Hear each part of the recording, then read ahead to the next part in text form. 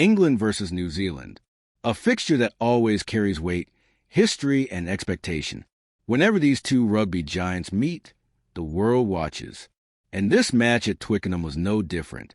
England came in desperate to prove their progress. New Zealand arrived determined to show that the All Blacks' standard still stands above the rest. What followed was a contest defined by momentum swings, discipline, and pressure moments that shaped the final result.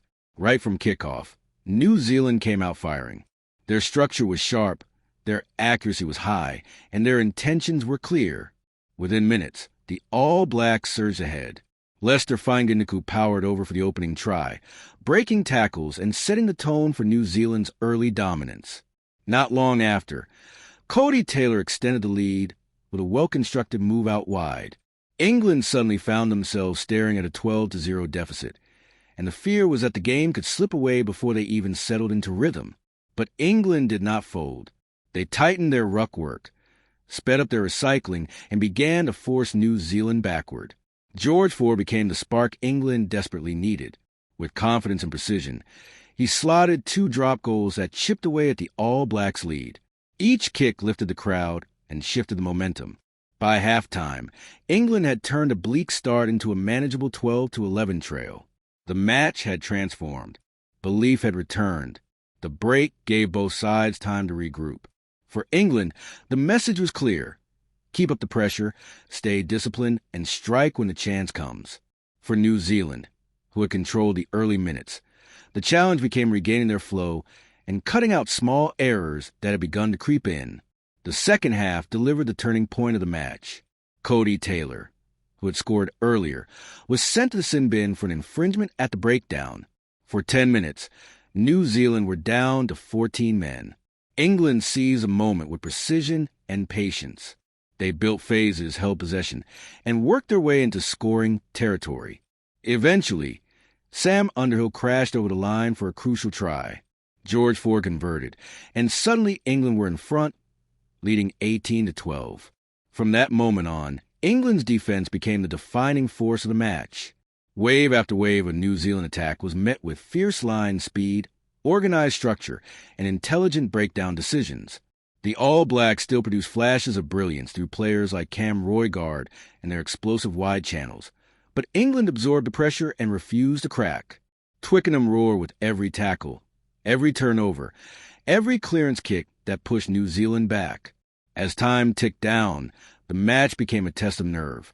New Zealand chased space, searching for one decisive moment.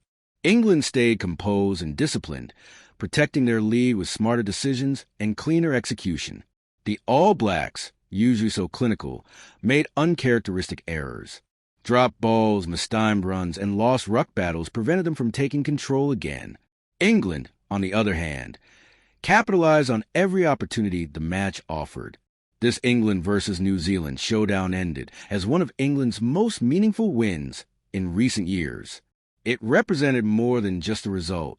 It showed growth, it showed maturity, and it showed that this England side, under immense pressure, could not only compete with the All Blacks, but outplay them in key moments.